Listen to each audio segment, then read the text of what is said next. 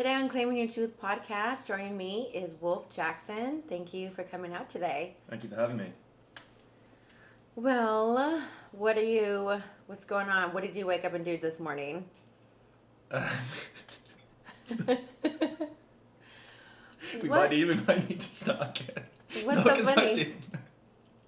Not because I did anything silly. It's just immediately I think of what I do every morning, which is calling my dog over to come and give me a cuddle every morning, which is really sad. But yeah, that's how every day starts. That's not sad. That sounds lovely. It is. It really is. I cut you off guard, didn't I? You did. Well, the show's Claiming Your Truth, so why not talk about the things? Tell the truth. Yeah, the things that actually you do every day. Mm-hmm. So, what's a day in your life look like? So I'm spending a lot of time right now preparing for a record that I'm doing this summer.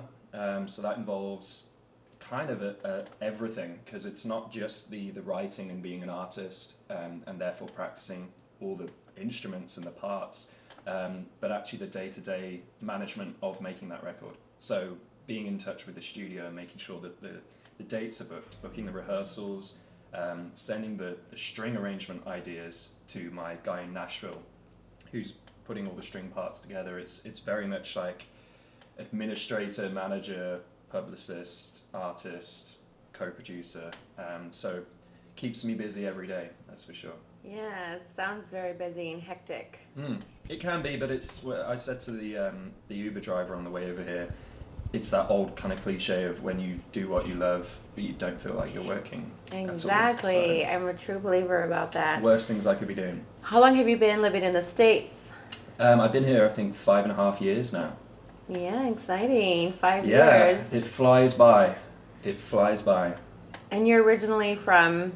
From Birmingham in the UK, which is about 3 hours north of London. I tell most people London to save a lot of time because they've never heard of Birmingham.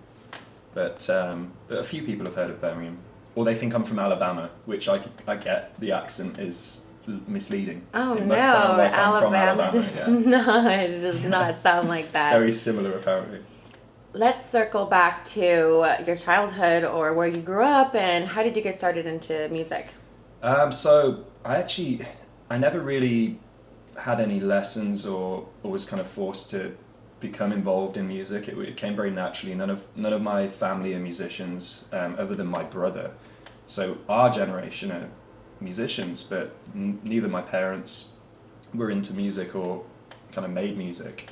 But we were lucky enough to be surrounded by great music growing up, because my dad and mum had great taste. So I was born like listening to a lot of Beatles and blues, and I remember one vivid memory was my dad had this John Lee Hooker album that I think he won from like one of those free CDs that you get in a newspaper, which shows my age. I doubt they do that anymore.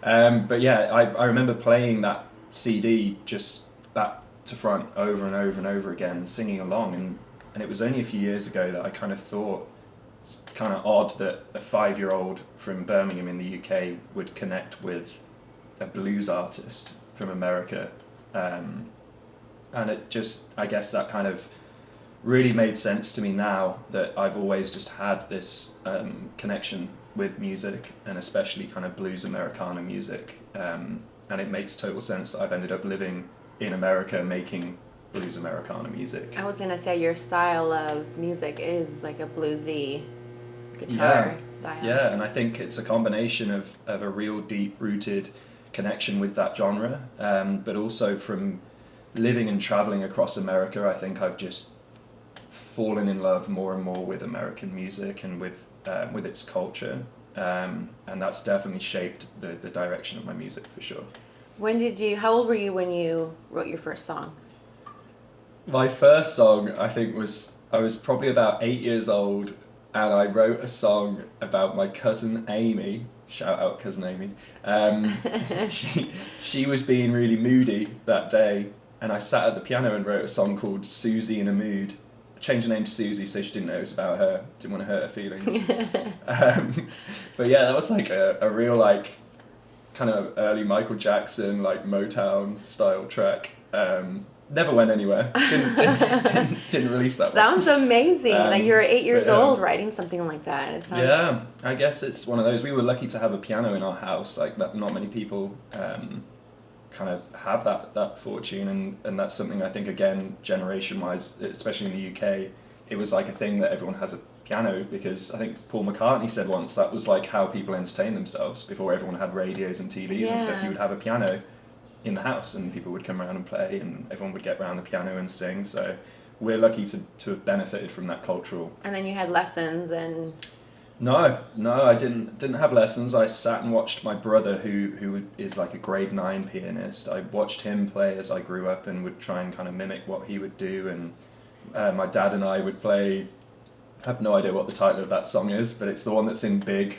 They're like dun, dun, dun, dun, dun, dun, dun, dun. Heart and Soul. Yeah. Mm-hmm. I would do the top end part. My dad would play the bottom end, and that was like my introduction to playing piano. So that was a great way to learn, anything. Yeah.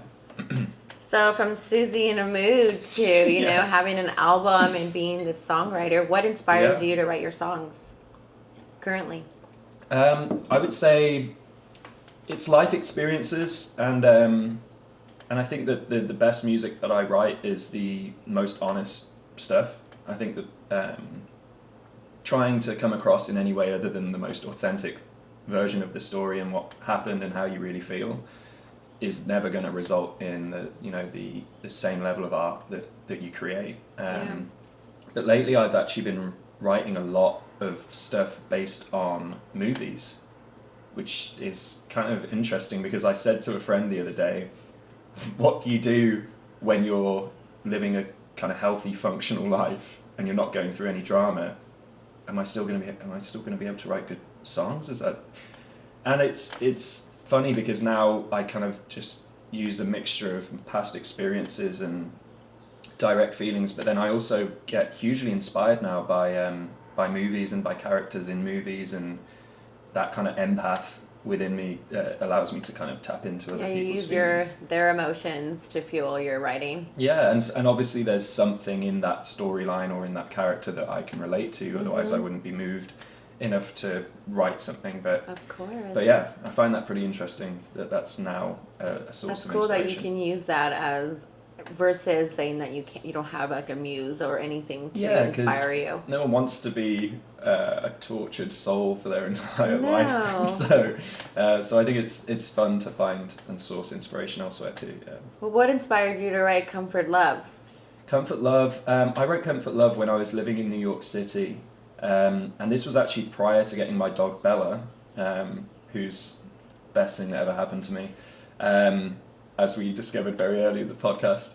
But I was feeling incredibly lonely, and I think that I'd kind of come to this conclusion that New York City felt like this dating scene was like just a conveyor belt system, where you go out with someone, you have a few drinks, you have a good time, and that's pretty much all there is to it.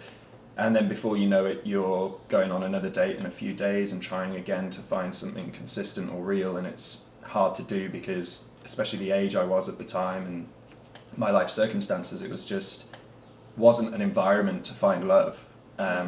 Hence me writing Comfort Love, because all I really wanted at that time was something to replace the void that I guess I felt needed filling. No, it's a really good song. Thank you. I know that you have your guitar here. Yeah. You have to play for us a little something here in a little bit. Yeah. Yeah. Yeah, I think Comfort Love, I've realised over the last few years that's the song that most people can really kind of relate to. Yeah, I told you that I was having such a bad day, and it was the worst day ever. My cat passed away, and I have a remix on my Spotify, and it was just I'm driving from San Diego, and I'm just like crying, and it's just, you have a pet who I mean, I can only imagine, when a pet passed away, and then your song came on, and I just started laughing because it just was like the only thing throughout the entire day that actually made me feel good, and I remember sending you that message. Yeah, that's what makes my life, but when I hear those kind of messages, it was comforting, and it was just hearing that song, I was like, okay, it's gonna be okay, I'm gonna feel better. Wow. That's really special. Yeah, it was rough. Yeah. Well, that's means so much. So thank you for sending that message and letting me know. Yeah, I think a lot of... That's why I do it. A lot of songwriters attempt to impact their listeners in such a way with songs. And I think, as I said, I think the more honest and the more authentic you are, there's a line in that song that says something along, it's, maybe I just need attention. It's as simple as that. And it's like, as a writer, you don't want to admit that. You don't want to say to people like, oh, I just want attention, that's why I'm dating, and that's why I'm... But when you say those really honest things, that's when people are like, oh, that's real. Like, that's... It is. We all feel like that at times, and I think the more honest you are, the more people believe in what you're saying and your message and your music, Well, no one wants to be alone at the end of the day. That's it. So what's dating like for you now? It is on the back seat right now, to be honest. I'm just so focused on this record, and I'm really, really happy with where I am. I can honestly say that I've taken like a good year and a half since I was last in any sort of relationship to just really spend some time delving into what I want from life and what matters to me, and just growing up in a lot of ways. And I don't think you can do that when you're busy kind of mixing your energy and what you've got going on with other people. I think even if it's a casual dating situation, it still kind of interrupts that flow and that growth. So Agreed, completely agree. And I have Bella who cuddles me every morning on demand, may I add. She doesn't do it out of choice. She's going to be hard to replace then. Yeah, well, she set the bar. Yeah, she sets the bar high. She set the bar, and it's going to take something very special to improve on that. Well, being a musician in Los Angeles, you have a lot of competition. What keeps you going? Like, I think what keeps me going is music is just it's something else. Like it's to me, it's kind of like when you are in love with someone, because if you have a soulmate that you know you're just meant to be with for the rest of your life and beyond that, that's how I feel about music. I feel like there's just this relationship that's unquestionable, and it's incomparable to any other relationship, job, career. It's just, it got me through everything I've done in my life. I've relied so heavily on music, and it's always there, and it never asks for anything in return.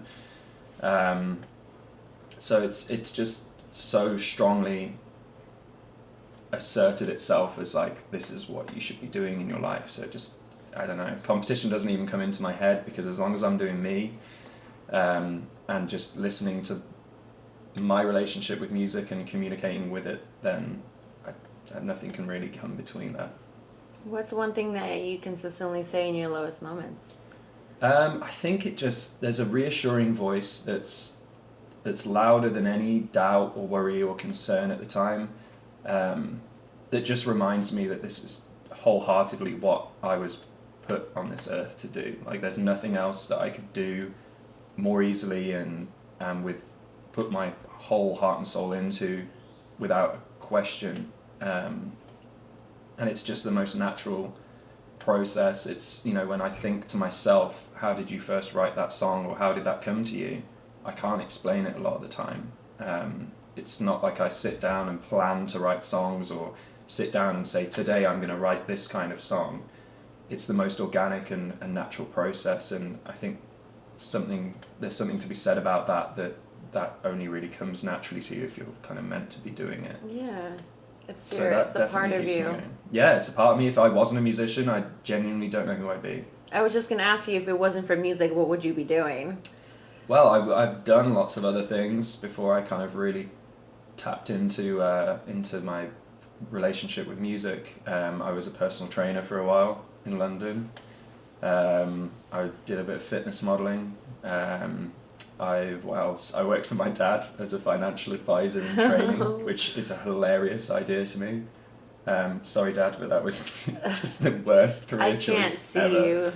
I can't see you being like in the corporate lifestyle. No, it was a side of me that I never wanted to see again. You're such a free bird, I just can't see you. Yeah, and again, I think that comes down to my life choices, like moving to America. It breeds itself, because I'm not a free bird because I came to America, but equally, it's not because I didn't come to America because I'm such a free bird. Yeah. I learned to become more of a free bird by making that decision and taking that step. So they kind of feed into each other for sure.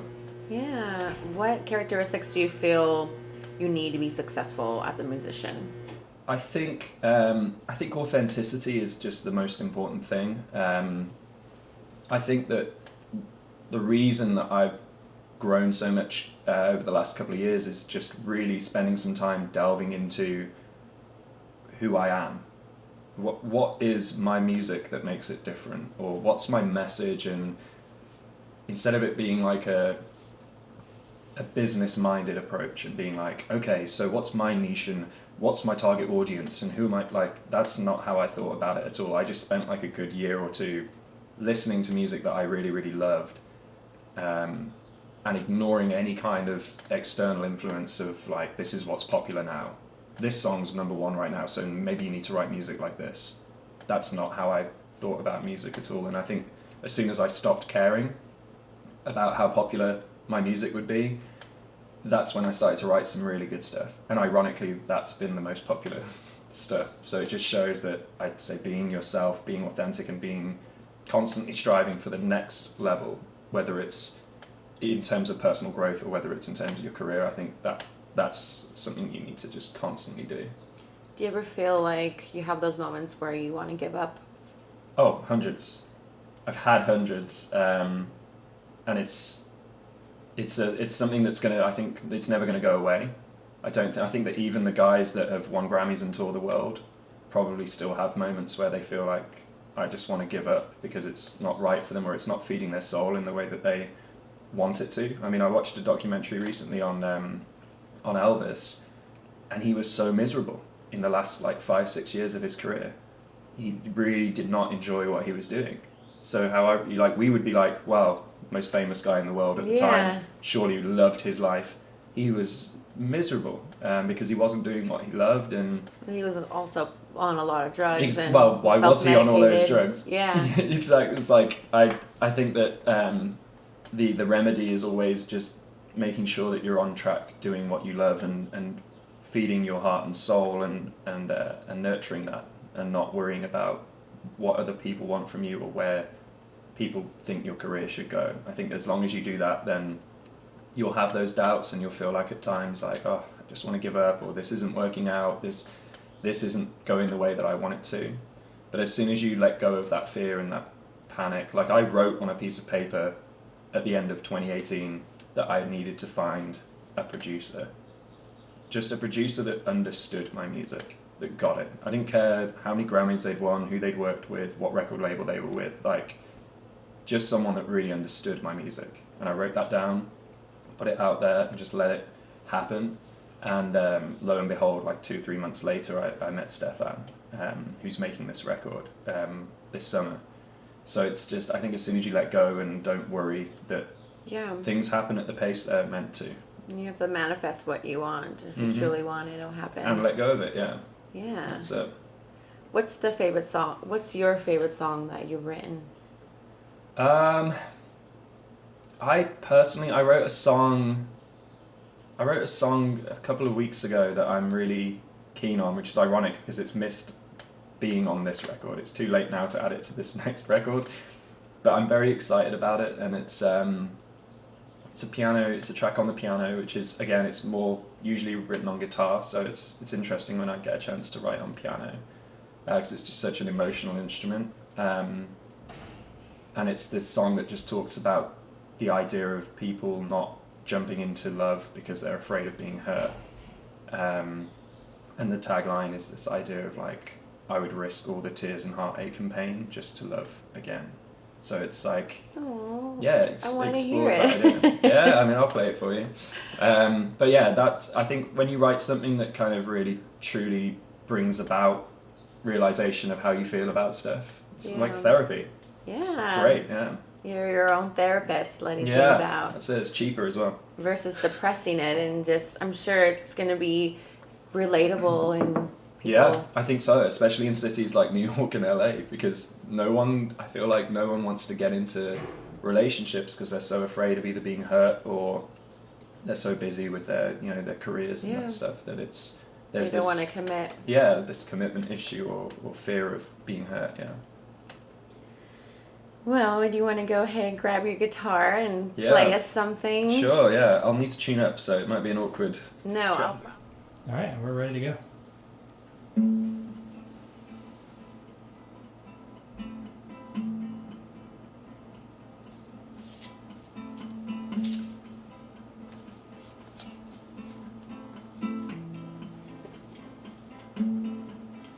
On these 6 strings, you can find the truth.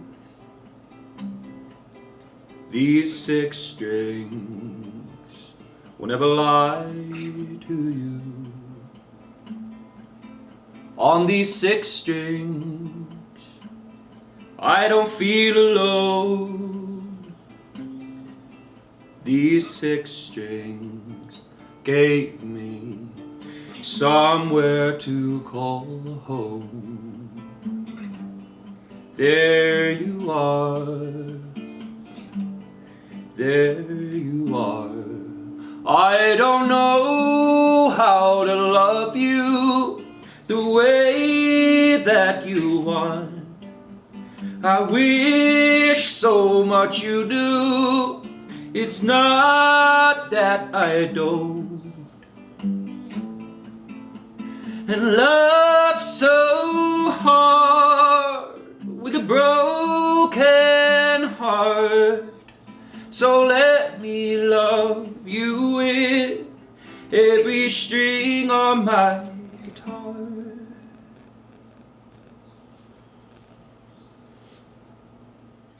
well, that was a very incredible song.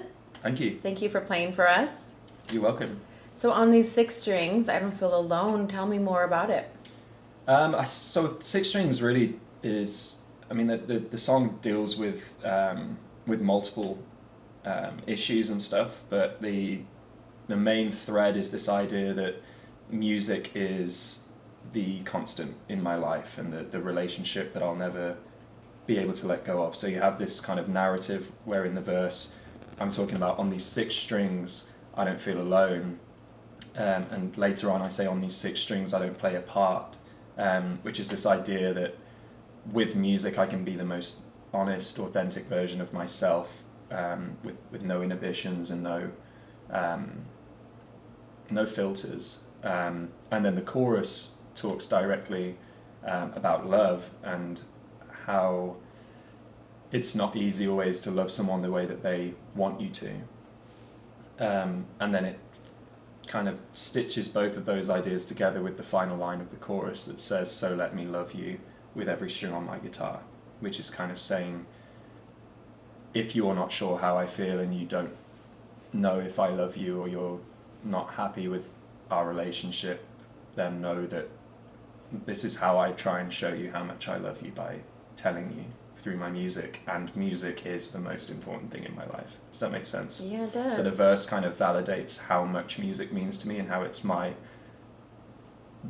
most important thing to me in the world. So therefore, if I'm telling you through music how much I care about you, it's a pretty good indication as to how I feel about you. Would you say that your heart is broken? It's been broken many times, not to get too heavy, but I don't think I was heartbroken during that song. I think that the line in the chorus that says, "Love so hard with a broken heart," was just this idea that particular relationship was very hard to love in, because it suffered a lot of trauma, and I'd suffered a lot of trauma, and I'm sure she did as well. And it's hard to repair that. It's hard to just move on and pretend like nothing happens. I think that's where that comes from, that line. Yeah, it's a very deep line to have. Yeah, I mean, I guess to some extent I am referring to the idea that if you feel that damaged generally, it's hard to be in a relationship and hard to love, which I guess I taught myself by being single for the last year and a half or so, and really helping kind of repair that. I said to someone the other day that this is the first time in like a year that I've started to genuinely fall back in love with myself and actually look at myself and be like, you're okay. Well, you have to love yourself first in order to love someone else. 100%, yeah. So I think I spent this year really truly putting that lesson into practice. Well, that's good. That's how you should be. Mm-hmm. So have you gone to any recent shows lately? Like, what kind of music are you listening to? I went to an incredible show the other night, actually. The co-producer on this record that I'm making this summer, Riley, invited me to come and see his friend's band, and I had no idea what to expect, and just kind of was like, of course, I'll be there, great. And it was fantastic, like one of the best live shows I've seen in years. They're called Spindrift, and it's this very Western influenced music that's actually been used by Quentin Tarantino. I read it afterwards on one of his movies, and they've done very well in the movie and kind of sync and licensing world. And it was just phenomenal. It was so well put together and very stylized, and yet incredibly authentic and raw, very at times very kind of tribal, and just felt like didn't matter if you'd heard the band before or if you knew what their music was about, you just immediately locked into it and understood it. And they had this the song they finished with was one of the most insane moments live I've seen in years. Like, imagine if you're familiar with A Day in the Life, the Beatles song, where there's that huge climax where all the orchestra just go from one note and just continue growing and growing. So it's like this hectic build. They basically did that with guitars and with drums and everything, just like building and building for like a good 4 minutes straight. And there was a mosh pit. Oh my goodness. Yeah, it kicked off and all the lights were going. I turned to his girlfriend at the time and was just like, that's one of the craziest things I've ever seen. That was Where was the amazing. show? It was at the Echo. Okay. In Echo Park, yeah. But it was one of those experiences. I think it's so great to see that because it then gives you a real kick up the butt when it comes to like thinking of what a live show should be. It should be an experience. You want to be. Someone put it quite nicely the other day and was like, if I go and see a band live, I want to be entertained. I don't just want to see you stand there and play your songs. I want to see something that moves me and I walk away from and go like, whoa. Yeah. And that's something that it's very easy to settle in that comfort zone of like, oh, I like my songs, I'm happy with the songs, they sound good with a band, so I'll just play the songs live. And you're like, you could also like intros and outros and breakdowns and different versions of songs that you do, or going into like an alternative section live, or having a solo section that's not usually there. So it literally inspired me to go and work on my live set for a show I'm doing next week. So you're going to incorporate something crazy I'm again? gonna just do exactly what they did. No, I'm joking. No, it's definitely given me some ideas and some real like inspiration. And I've been listening to a lot of Western kind of influence lately. Like I've for the first time, I'm ashamed to admit this, this year is the first time I've listened to Elvis Presley and Johnny Cash. Like ever? Yeah. Wow. Yeah, I mean, obviously, I was aware of their songs. Yeah. If I heard Well, it's American Ring of Fire, music, then I would yeah. know. But it's huge internationally. It's just crazy to me that I'd never really tapped into it and been like, well, let's see what this Elvis guy is all about. Yeah. And I listened to his first couple of records the other week, and it's funny because a lot of the music I'm writing and that I've been working on over the past year or two has been likened to Johnny Cash, or they'll say, oh, it's very nostalgic and kind of reminds me of that crooner, Elvis Presley. Mm-hmm. And I'd be like, is it? I don't know. Like, I don't know because I don't. What's your favorite Elvis song that you've discovered? I'm obsessed with "Love Me," which was on one of his first records. I'm trying to think of the song. Treat me like a fool, treat me mean and cruel, but love me. I don't know it. Oh, check it out. I even have to download it. Doesn't sound like that. It's much better. But yeah, that's again. It's that. I think what I miss from music now in 2019 is romance. Yeah. So that's what I'm trying to bring on to the table. Well, Johnny Cash has a lot about like death and Yeah, Johnny Cash has some darkness to him. I think Yeah. Six Strings was compared a lot to Mm-hmm. Johnny Cash, and I think that makes a lot of sense because when I listen to Ring of Fire, it's like that kind of sadistic approach to talking about a marriage, and Six Strings, I guess, has that kind of ironic take on love and romance. you're gonna start wearing all black, the man in black. Yeah, yeah, definitely. Growing the hair out to have that big pompadour. I can just picture you on Start stage talking just in with an the accent. guitar like he does. He did. Yeah, no, I mean, style-wise, guy's very cool. Yeah. Very cool. He was. What do you do to prep for a show, like before going on stage? Do you have any routines or like rituals? I think that the most important thing I try and do is relax and remind myself that if you play as if you're just playing for some friends in your living room, not to go back on what I was saying about putting on a performance, but in terms of your comfort level of feeling like you're just playing for some friends, so there's nothing to worry about, that's something that really helps me. I think some of the times that I've really enjoyed playing my songs and playing music for people, it's been at 3 a.m. at my friend's house where someone's like, play him a song. And like, you'll just get up and do it because you've had a few drinks and you're like, sure, whatever. And I think tapping into that mindset that there's no pressure for you to be like perfect right now and stand there and do this immaculate performance. The idea is that you're just trying to convey your message and what you're trying to put across through your music in the most authentic and real way. And I think that's something that I've kind of tried to tap into over the years. And I think that preparation wise, it's just all about relaxing. I might light some incense backstage. I always have incense burning on stage, and just kind of create as relaxed an atmosphere as I can, basically.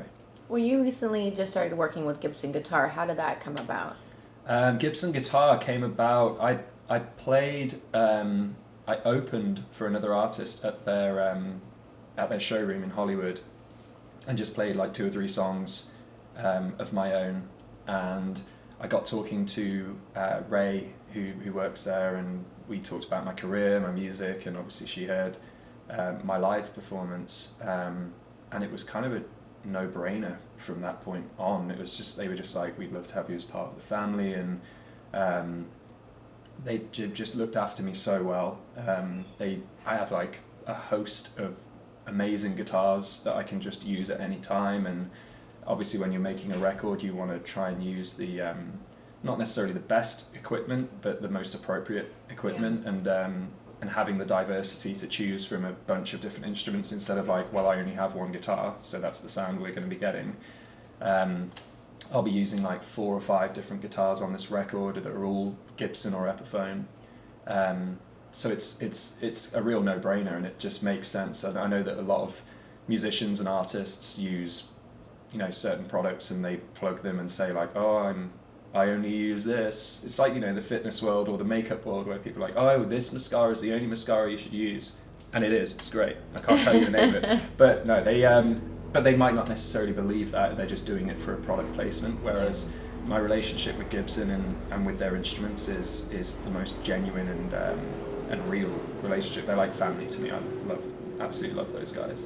Plus the studio, or at least the venue that you performed at that I went to. When was that? In February? February, it was amazing. Yeah, no, it was a very special event, and it was. I think what was really important is it just felt like the room was just full of people that had a genuine love for live music and the experience in itself. Obviously, 9 Banded Whiskey came and did cocktails all night, who are a liquor brand that I work with very closely. And they'll be doing the same at my next event, and have said, for any future events, just always hit us up. So it's, to have that backing and that support, it really helps kind of reassert your self-belief and that you're nice on the right track. What are you excited for this, I was going to say coming year, but we're already halfway through, so the remainder of the year? I would say the most exciting thing right now is the record that I'm working on, which we're making out in Joshua Tree. So we're actually driving out to the desert and making a record out in this old helicopter hangar that's been converted into a studio, which is where Arctic Monkeys and Queens of the Stone Age have made records, and the producer is just absolutely phenomenal. His name's Stefan Skarbek, who spent a lot of his career working very closely with people like Amy Winehouse. So when it comes to the genre and that kind of nostalgic visit into previous eras and stuff, I know that he understands